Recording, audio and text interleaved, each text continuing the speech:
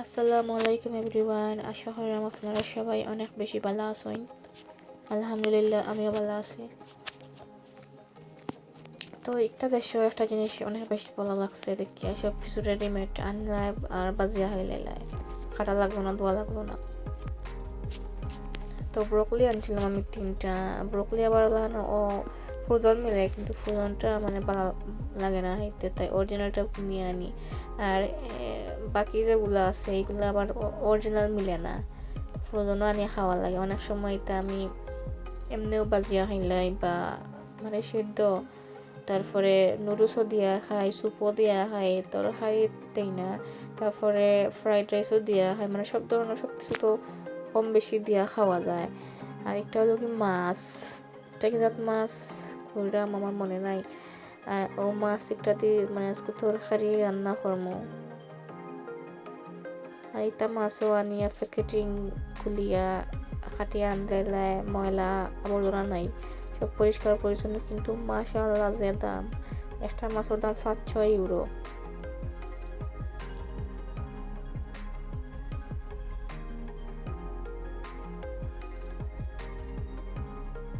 আমি কি তাহলে কোনো কিছু যদি রান্নার থাকে, আমি সপ্তাহে ফ্রিজ থেকে বার করলে সপ্তাহে টু জেড আবার কাঁচামরিচ পেস্ট, মানে সব কিছু বার করিয়া দিলাম ভিডিও দেখুন ফলালাম ইয়ে করে পরে আমি ভুলে যাই।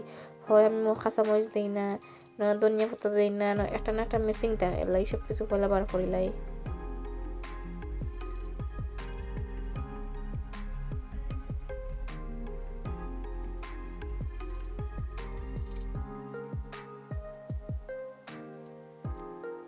তো আলু একটা খাটিয়া সিদ্ধ দিমু।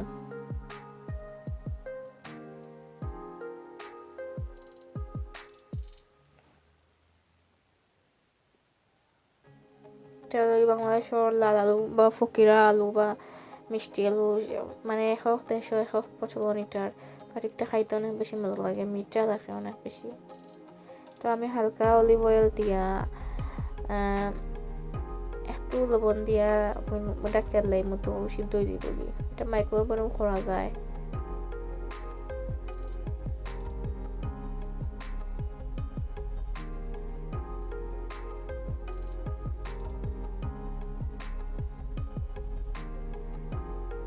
আর আমি আমাদের রুটি বানাইছিলাম।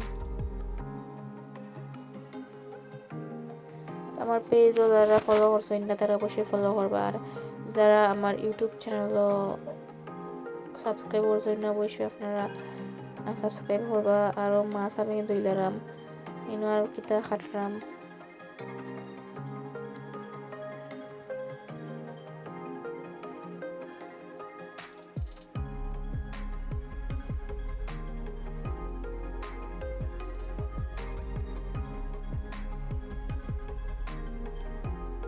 ওইটা রুটি দিয়ে সবজি খাইমু না কিতা খাইমু মনে নাই। একটু আটা দিয়া ওরকম বানাই নিলাম, এটা আমি দেশেও বেশি খাইতাম। আর এনে যেটা মিলে কিনতে, এটা আমার কাছে মজা লাগে না, লাগে অনেক পুরানা রুটি। একমাত্র আমি যদি নিজে বানাই তাহলে ঠিক আছে। তো আবার সবজি সিদ্ধ এনে আলু আছে, তারপরে রামাইলার একটা কিতা আছে জুরান, একটা আছে এনে কিতা তার নাম মনে হয় না।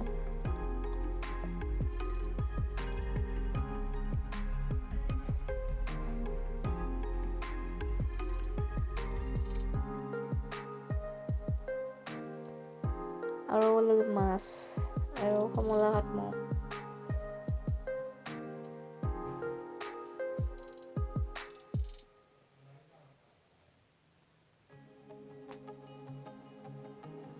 আর আসলে রাঁধতে যারা হয় মানে অনেক ভাই ব্রাতা চলা আছে, রাঁধতে তো সময় লাগে না, তো ইয়েও আসেনি। তো আসলে তারা যারা অনেক প্রবাসী আছেন, যারা যারা রান্ধিয়া খায় না বোঝেন বহুর কষ্ট। আর যারা বাংলাদেশও আছেন কিছু আবাল অকল, যে তরকারি খানে মজা হইল না বা ভাত খানে কমে খাওয়াই গেল বা ঠিক মতো খানি পাইলাম না, তারা যদি কিচেনের খরতে না লাগে দোকানে যাইতো তাহলে বুঝলাম না মানে রাঁধতে সময়।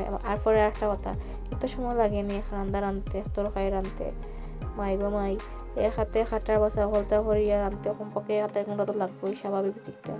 তার কাছে লাগে যেমন এটা মানে অটো অটো যেত সপ্তাহ।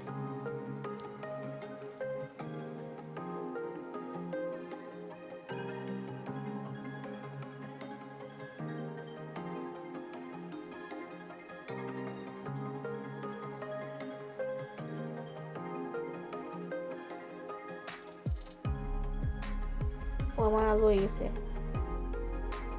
এটা আছে বাংলাদেশের ফকিরা আলু।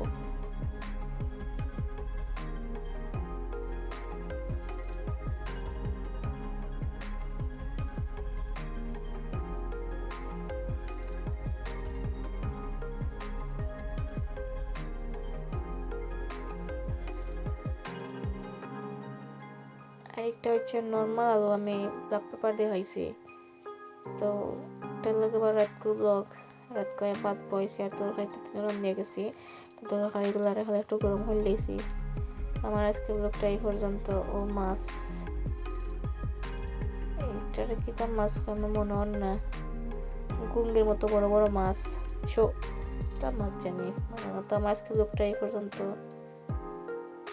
ও গুলশা মাছ, আমার মনে হয়েছে গুলশা মাছ। তো আজকে ব্লগটা এই পর্যন্ত। আসসালামু আলাইকুম সবাই রে।